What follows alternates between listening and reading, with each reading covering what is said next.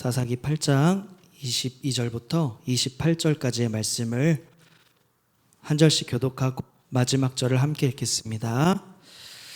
그때에 이스라엘 사람들이 기드온에게 이르되 당신이 우리를 미디안의 손에서 구원하셨으니 당신과 당신의 아들과 당신의 손자가 우리를 다스리소서 하는지라.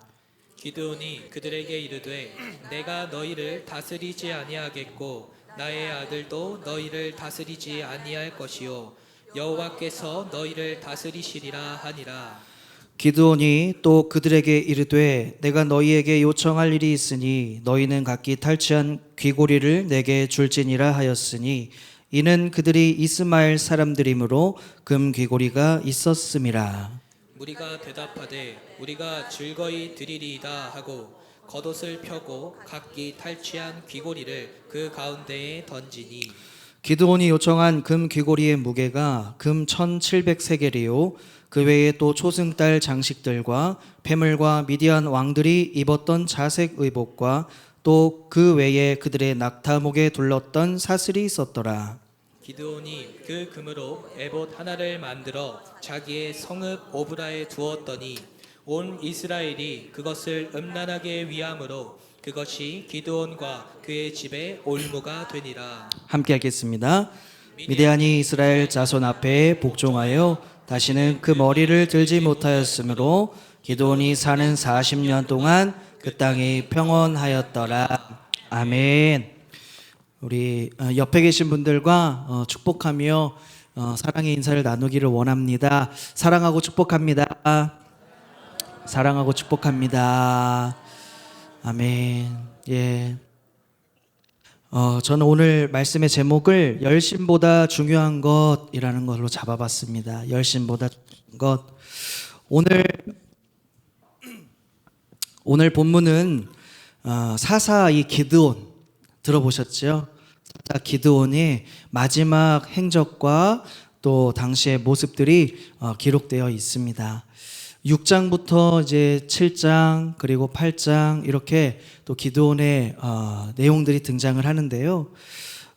기드온을 보시면 어떠한 것이 가장 먼저 떠오르십니까? 기드온. 예. 300용사. 그렇죠? 하나님께서 이 기드온을 사용하실 때에 그를 무엇이라고 부른지 기억하십니까? 큰 용사여 이렇게 불렀습니다. 큰 용사여 라고 불렀지만 기드온이 자신을 어떻게 얘기하죠? 하나님, 저는 큰 용사가 아닙니다. 저는 가장 작은 자이고 저는 너무나 부족합니다. 이렇게 고백했던 사람이 누구라고요? 기드온입니다. 그래서 자신을 스스로 겸비하게 겸손하게 하나님 앞에서 낮추었던 이 기드온이 미디안의 군대와 전쟁을 하게 됩니다.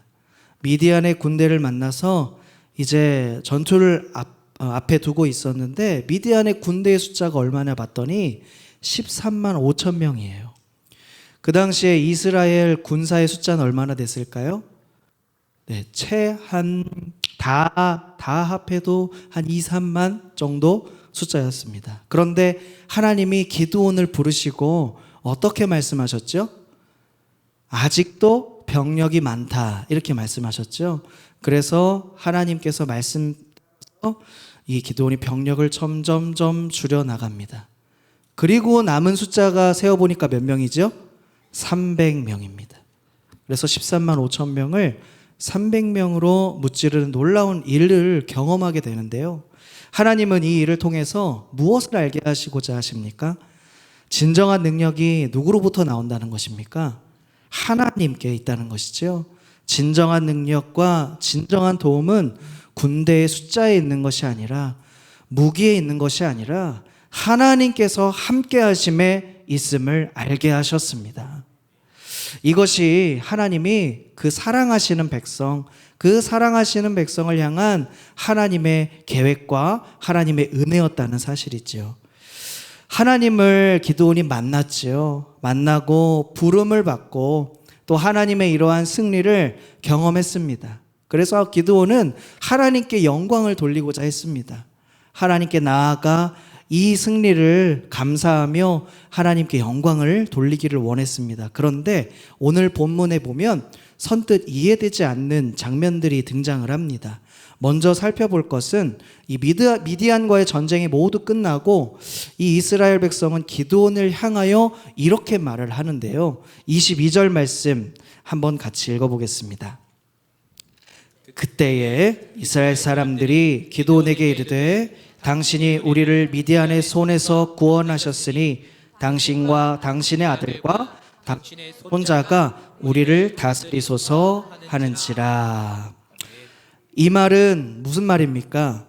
기드온에게 기드온의 대를 이어서 이스라엘의 왕이 되어달라 이렇게 요청을 한 것이죠.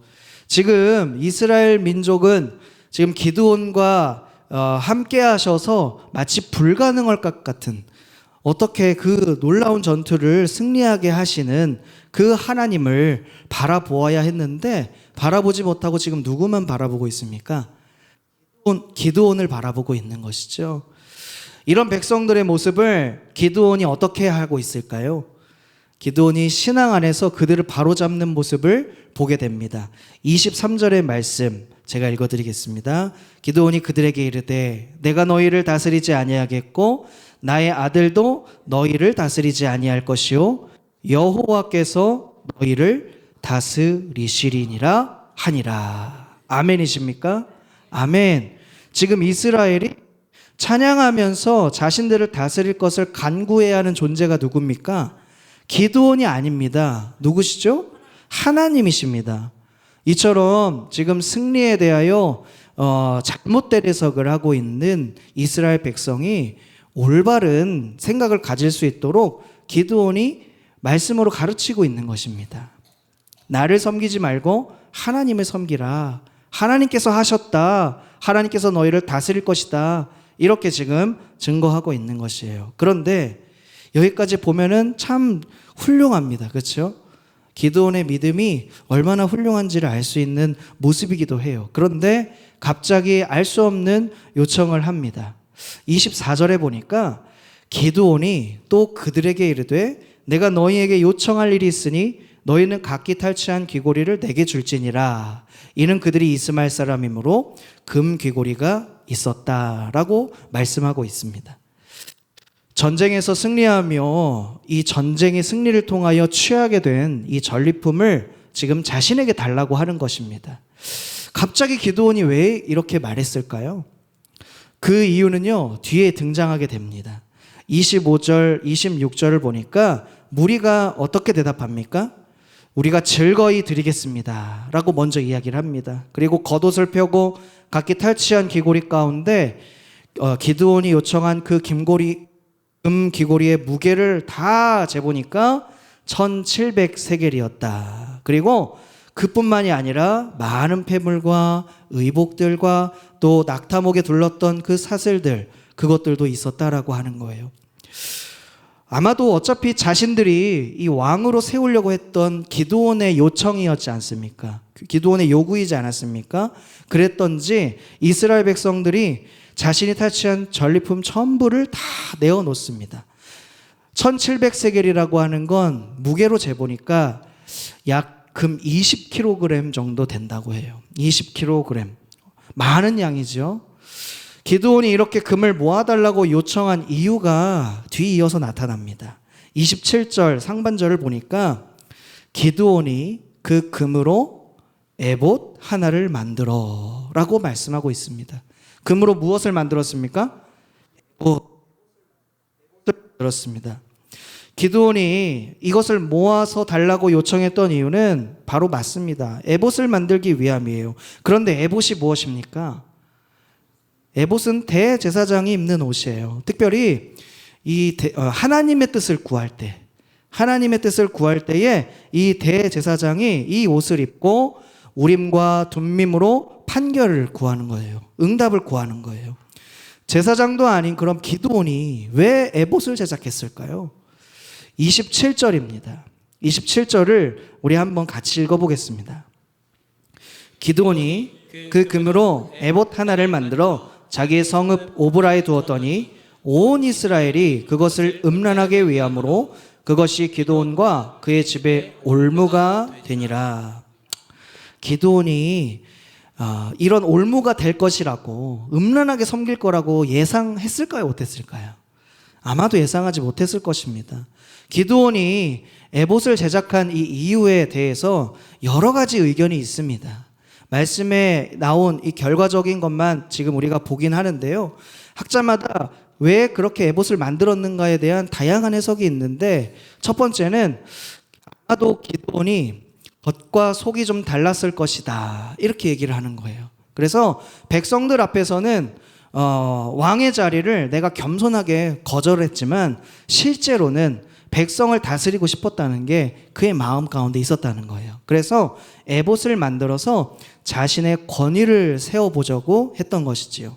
그런데 만약에 정말 그랬다고 한다면 그냥 백성들의 요구대로 그냥 왕을 하면 되지, 굳이 이렇게 어려운 방법으로 사용을 했는지 사실 이해가 되지 않는 부분이기도 합니다. 그리고 또 어떤 사람들은 기드온이 정치적 권력을 갖기보다는 종교적인 권력을 더 좋아해서 백성의 요구를 들어주지 않고 에봇을 만들었다라고 주장하기도 합니다.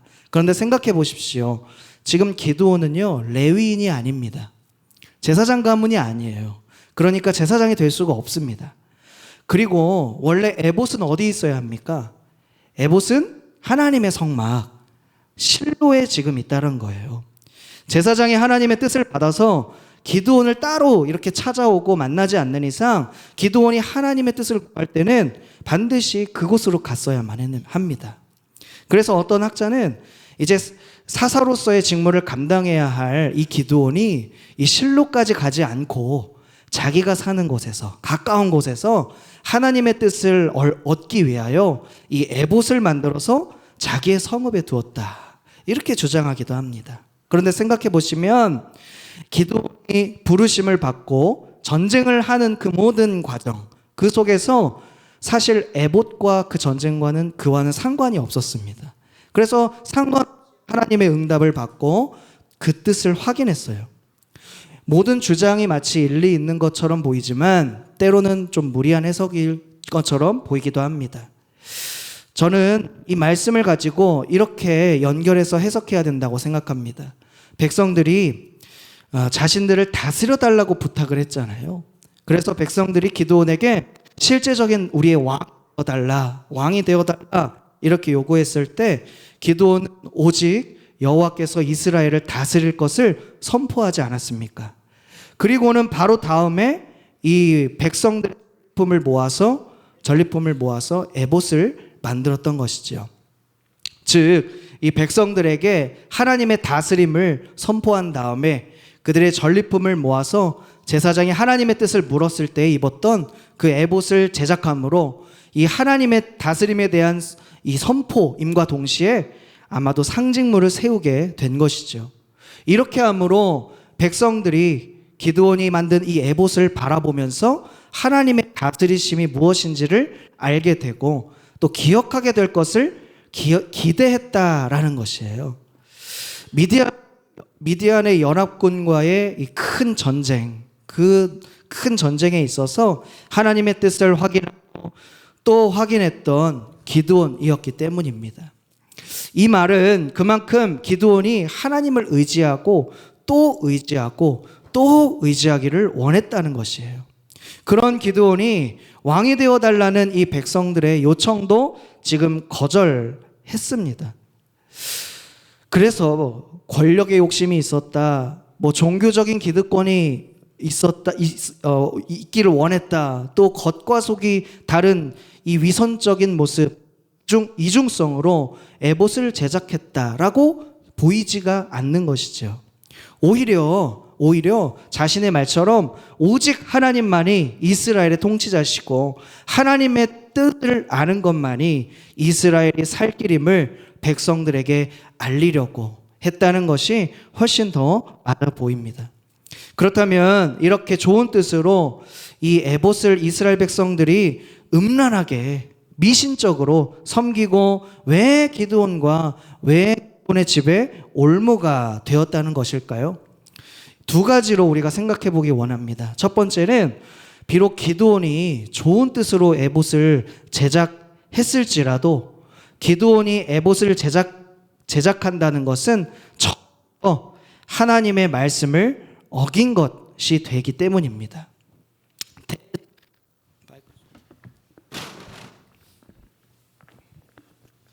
마이크를 바꿨습니다. 대제사장이 입는 에봇은요, 하나님의 명령을 받은 사람에 의해만 만들어질 수가 있었던 것이죠. 그래서 이 에봇은 늘 대제사장과 함께 있어야 했습니다. 사무엘 상에서도 하나님의 뜻을 다윗이 물을 때마다 대제사장에게 에봇을 가져오라 이렇게 명령한 것을 찾아볼 수가 있어요. 사무엘상 30장 7절과 8절 말씀인데요, 우리 같이 읽어보겠습니다. 다윗이 아히멜렉의 아들 제사장 아비아달에게 이르되 원하건대 에봇을 내게로 가져오라. 아비아달이 에봇을 다윗에게로 가져가매 다윗이 여호와께 묻자와 이르되 내가 이 군대를 추격하면 따라잡겠나이까 하니 여호와께서 그에게 대답하시되 그를 쫓아가라. 내가 반드시 따라잡고 도로 찾으리라. 아멘. 이 말씀처럼 기드온은 에봇을 만들어서도 안 되고 그것을 집에 보관해서도 안 되는 사람이었습니다. 아무리 좋은 뜻이었다고 해도 그것이 자기의 뜻이지 하나님의 뜻이 아니었다라는 것이에요. 그리고 두 번째는 기드온이 잊어버린 것은 무엇이냐면 이스라엘 백성들이 어떠한 백성인지를 몰랐다라는 겁니다. 이스라엘 백성들이 어떠한 백성입니까? 하나님을 밥 먹듯이 배신하고 그리고 하나님 앞에서 악을 행하는 것이 그들의 특기였어요. 그런 백성, 그런 그들이 금으로 둘러싼 그 에봇을 기드온의 말처럼 이해하고 하나님만을 섬길 수 있다라고 생각했다면 기드온의 어쩌면 과도한 기대감이었다라는 것이에요. 물론 이 기드온은 하나님만이 유일한 통치자이시고 또 다스리시는 자이시기 때문에 에봇을 만들어서 하나님을 섬기는 자신의 마음을 표현하려고 했을 것입니다. 그렇지만 백성들이 기드온의 그러한 뜻을 외면하였죠. 그 뜻을 순종하지 않았습니다. 에봇을 향해 마치 그 에봇을 향하여 길흉을 묻고 점을 치듯이 우상처럼 그것을 섬기고 말았던 것이죠. 그래서 그것을 만든 기드온과 에봇을 보관한 그의 집에 이것이 올무가 되었다라고 하는 거예요. 그런데 하나님께서는 기드온이 살아있었던 이 40년의 시간을 어떻게 하셨나요? 기드온의 다스림 이 40년 동안 평온하게 하셨어요. 28절의 말씀을 보니까 미디안이 이스라엘 자손 앞에 복종하여 다시는 그 머리를 들지 못하였으므로 기드온이 사는 40년 동안 그 땅이 평온하였더라. 기드온이 비록 앞선 마음에서 하나님의 뜻에 어긋난 일을 했지만 그렇더라도 그의 중심을 하나님이 보셨다라는 거예요. 그래서 적어도 기드온이 살아있는 동안 그 땅은 40년간 하나님께서 평안을 허락해 주셨다라는 사실입니다. 하지만 이 이야기의 전체의 결말은 아직 끝나지 않았습니다. 33절부터 35절의 말씀을 보니까 기드온이 이미 죽음에 이스라엘 자손이 돌아서서 바알들을 따라가 음행하였으며 또 바알브릿을 자기들의 신으로 삼고 이스라엘 자손이 주위의 모든 원수들의 손에서 자기들을 건져내신 여호와 자기들의 하나님을 기억하지 아니하며 또 여호룻바알이라 하는 기드온이 이스라엘에 베푼 모든 은혜를 따라 그의 집을 후대하지도 않았더라. 세 가지가 나오죠. 기드온이 죽고 나서 바알들을 따라가 이스라엘 백성들이 음행하였고 자기들을 건져내신 여호와 하나님 그분을 기억하지 못했고 또 기드온의 집을 후대하지 못했다라고 하는 거예요. 기드온이 죽자 이스라엘 백성들이 기다렸다는 듯이 우상을 섬깁니다. 하나님께서 승리를 주셨는데도 그들은 하나님을 보지 못했었습니다. 인간인 기드온을 여전히 계속 바라보고 있었어요. 우리에게도 왕이 필요하다. 우리에게도 기드온 당신이 필요하다. 이렇게 얘기한 것이에요. 기드온이 에봇을 통해 하나님의 뜻을 나타내려고 했는데도 이스라엘 백성들은 하나님의 뜻을 알려고 한 것이 아니라 에봇 그 자체를 섬기려고 했던 것이죠. 자신들이 보기에 좋은 것이 있으면 언제라도 하나님을 저버릴 수 있는, 잊어버릴 수 있는 백성이 되어버렸습니다. 이젠 하나님뿐만이 아닙니다. 자기들이 왕으로 세우려고 했던 기드온일지라도 또 언제라도 버리고 배신할 수 있는 사람들이 되어버렸습니다. 결국에 이 이스라엘 백성들에게 이 40년의 시간은 평화의 시간인 것 같지만 사실은 하나님을 잊어버리는 슬픔의 시간이 되기도 했다라는 거예요. 말씀을 좀 정리하고자 합니다. 오늘 기드온의 모든 말씀을 살펴보지는 못했지만 오늘 기드온이 이 에봇을 만드는 그 동기와 또 그 목적, 그것은 불순한 의도가 아니라 하나님을 섬기려고, 하나님께 영광 돌리려고, 하나님께 더 잘 예배하려고 섬겼던 그러한 모습 속이었지만, 그렇지만 좋은 의도였지만 중요한 것은 그 모든 과정이 하나님의 뜻이 아니라 자기 자신의 뜻이었다라고 하는 것이 문제였죠. 우리가 기억해야 될 것은 무엇입니까? 하나님을 위한 일, 그리고 아무리 좋은 의도였다고 할지라도 하나님의 뜻이 아니면 무엇입니까? 내 욕심이고 내 욕망일지 모른다는 사실을 기억하시기를 바랍니다. 아무리 좋은 의도라고 할지라도 내 생각과는 전혀 다른 결과가 찾아올 수 있음을 날마다 기억하고 하나님의 말씀 앞에 우리 자신을 돌아보기를 소망합니다. 우리가 한 가지의 일, 적은 일을 하더라도 하나님의 뜻을 분별하면서 하나님의 말씀으로 또 하나님의 명령 가운데 행하는 믿음의 공동체, 순종하는 주님의 공동체 되기를 축복합니다. 교회 중에서도 칭찬받는 교회가 분명히 있었음을 우리가 요한계시록의 교회를 통하여 우리가 알 수 있었죠. 그런 것처럼 소문난 교회가 있을 수 있습니다. 우리가 그런 점을 막 부러워하고 쫓아가기보다는 가장 최우선은 무엇입니까? 우리가 하나님의 뜻을 찾고 듣는 것입니다. 그런 참된 하나님의 교회가 될 수 있기를 주님의 이름으로 간절히 축복합니다. 아멘. 기도하겠습니다.